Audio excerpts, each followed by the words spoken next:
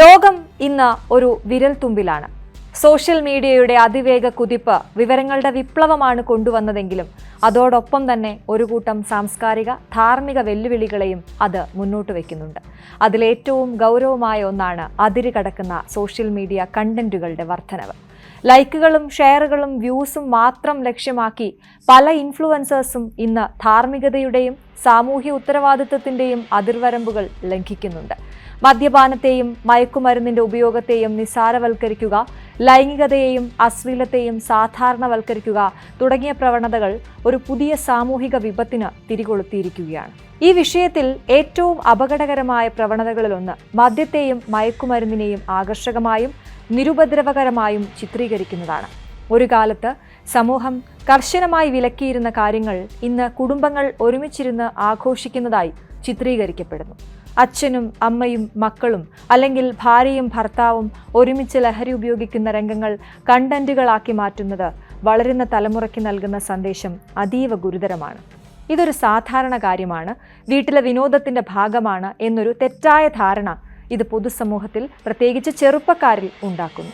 ലഹരിയെ ഒരു cool ഘടകമായോ status സിംബലായോ ഒക്കെ ചിത്രീകരിക്കുന്നത് വഴി അതിൻ്റെ ആരോഗ്യപരവും സാമൂഹ്യപരവുമായ ഭവിഷ്യത്തുകളെ അവർ മനഃപൂർവ്വം മറച്ചു പിടിക്കുകയാണ്. നിരവധി വീഡിയോകളിൽ ലഹരി ഉപയോഗം ഒരു സന്തോഷ നിമിഷമായി അവതരിപ്പിക്കപ്പെടുന്നു.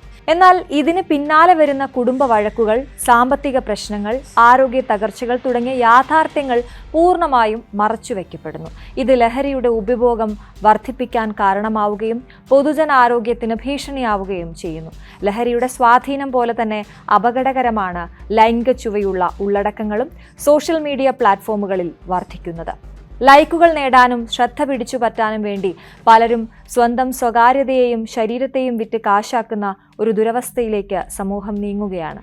സോഷ്യൽ മീഡിയയുടെ സജഷൻ അൽഗോരിതങ്ങൾ പലപ്പോഴും ഈ പ്രശ്നത്തെ കൂടുതൽ രൂക്ഷമാക്കുന്നു. ഉപയോക്താവ് അറിയാതെ പോലും ഇത്തരം ഒരു കണ്ടന്റിൽ ക്ലിക്ക് ചെയ്താൽ പിന്നീട് അവരുടെ സജഷൻ ഫീഡ് ഇത്തരം ഉള്ളടക്കങ്ങൾ കൊണ്ട് നിറയാൻ തുടങ്ങും. ഇൻസ്റ്റഗ്രാം പോലുള്ള പ്ലാറ്റ്ഫോമുകൾ ഉപയോഗിക്കുന്ന കുട്ടികളെ ഇത്തരം ചിത്രങ്ങളും കണ്ടന്റുകളും സ്വാധീനിക്കാനും സാധ്യതയുണ്ട്. ലൈംഗികതയെക്കുറിച്ചും ബന്ധങ്ങളെക്കുറിച്ചുമുള്ള അവരുടെ ധാരണകളെ ഇത് തെറ്റായ രീതിയിൽ രൂപപ്പെടുത്തുകയും ലൈംഗികതയെ ഒരു ചരക്കായോ കേവലമായ ആകർഷണീയതയായോ കാണാൻ പ്രേരിപ്പിക്കുകയും ചെയ്യും. ഇത് അവരുടെ മാനസികാരോഗ്യത്തെയും സാമൂഹിക ഇടപെടലുകളെയും പ്രതികൂലമായി ബാധിക്കാനും ഭാവിയിൽ മോശം വ്യക്തിബന്ധങ്ങൾക്കും മാനസികാഘാതങ്ങൾക്കും കാരണമായേക്കാം. ഈ പ്രവണതകളുടെ ഉത്തരവാദിത്തം പലർക്കുമായി പങ്കുവയ്ക്കപ്പെടുന്നു. സമൂഹത്തിൽ വലിയ സ്വാധീനം ചെലുത്തുന്ന വ്യക്തികൾ എന്ന നിലയിൽ ഇൻഫ്ലുവൻസേഴ്സിന് ധാർമ്മികമായ ഒരു ഉത്തരവാദിത്തമുണ്ട്. അവർ കേവലം പണത്തിനോ പ്രശസ്തിക്കോ വേണ്ടി സമൂഹത്തിന് ദോഷകരമായ സന്ദേശങ്ങൾ പ്രചരിപ്പിക്കാതെ ഡിജിറ്റൽ എത്തിക്സ് പാലിക്കാൻ ബാധ്യസ്ഥരാണ്. അതുപോലെ സോഷ്യൽ മീഡിയ പ്ലാറ്റ്ഫോമുകൾ കൂടുതൽ കർശനമായ നയങ്ങൾ കൊണ്ടുവരേണ്ടതുണ്ട്. അൽഗോരിതങ്ങളെ കൂടുതൽ സുതാര്യമാക്കുകയും നിയമലംഘനം നടത്തുന്ന ഉള്ളടക്കങ്ങളെയും അക്കൗണ്ടുകളെയും ആർട്ടിഫിഷ്യൽ ഇന്റലിജൻസ് ഉപയോഗിച്ച് ഫിൽട്ടർ ചെയ്യാനുള്ള സംവിധാനങ്ങൾ കാര്യക്ഷമമാക്കുകയും വേണം. ഈ ഉള്ളടക്കങ്ങൾ രാജ്യത്തിൻ്റെ നിയമവ്യവസ്ഥകൾക്ക് എതിരാണെങ്കിൽ ശക്തമായ നിയമ നടപടി സ്വീകരിക്കേണ്ടതും നിലവിലുള്ള നിയമങ്ങളെ ഡിജിറ്റൽ ലോകത്തിനനുസരിച്ച് പരിഷ്കരിക്കേണ്ടതും അത്യാവശ്യമാണ്. ഈ പ്രതിസന്ധിയെ മറികടക്കാൻ ബഹുമുഖമായ സമീപനം അനിവാര്യമാണ്. ഏറ്റവും പ്രധാനമായി ഡിജിറ്റൽ സാക്ഷരതയും വിദ്യാഭ്യാസവും വർദ്ധിപ്പിക്കണം. സോഷ്യൽ മീഡിയ ഉള്ളടക്കങ്ങളെ വിമർശനാത്മകമായി സമീപിക്കാനും ശരിതെറ്റുകൾ വേർതിരിച്ചറിയാനും കുട്ടികളെയും മുതിർന്നവരെയും പഠിപ്പിക്കണം.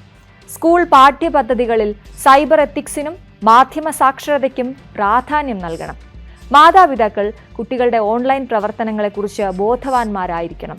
തുറന്ന ആശയവിനിമയം വഴി ഇത്തരം ഉള്ളടക്കങ്ങളെക്കുറിച്ച് അതിൻ്റെ അപകടങ്ങളെക്കുറിച്ച് കുട്ടികളെ പറഞ്ഞു മനസ്സിലാക്കുകയും രക്ഷകർതൃ നിയന്ത്രണം വഴി ഉപയോഗത്തിന് പരിധി കുറയ്ക്കുകയും അല്ലെങ്കിൽ പരിധി വയ്ക്കുകയും ചെയ്യണം. തെറ്റായ പ്രവണതകൾ ശ്രദ്ധയിൽപ്പെട്ടാൽ അത് റിപ്പോർട്ട് ചെയ്യാനും അതിനെതിരെ ശബ്ദമുയർത്താനും ഉപയോക്താക്കൾ തയ്യാറാകണം. സോഷ്യൽ മീഡിയ ഒരു പൊതു ഇടമാണ്. അതിനെ ശുദ്ധിയായി സൂക്ഷിക്കേണ്ടത് ഓരോ പൗരൻ്റെയും കടമയാണ്. ലഹരിയുടെയും അശ്ലീലത്തിൻ്റെയും അതിർവരമ്പുകൾ ലംഘിക്കുന്ന ഉള്ളടക്കങ്ങൾ കേവലം കാഴ്ചകളുടെ എണ്ണം കൂട്ടാനുള്ള തന്ത്രങ്ങൾ മാത്രമാണ്. ഇൻഫ്ലുവൻസേഴ്സ് അവരുടെ ഉത്തരവാദിത്വം തിരിച്ചറിയണം. സോഷ്യൽ മീഡിയ പ്ലാറ്റ്ഫോമുകൾ നിയമം നടപ്പാക്കുക, രക്ഷിതാക്കൾ ജാഗ്രത പാലിക്കുക, പൊതുസമൂഹം വിമർശനാത്മക ചിന്തയോടെ കാര്യങ്ങളെ സമീപിക്കുക.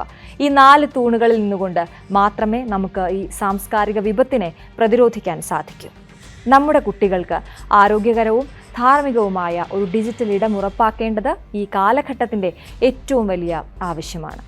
ലൈക്കുകൾക്കപ്പുറം നമുക്ക് ജീവിത മൂല്യങ്ങൾക്ക് വേണ്ടി നിലകൊള്ളാം.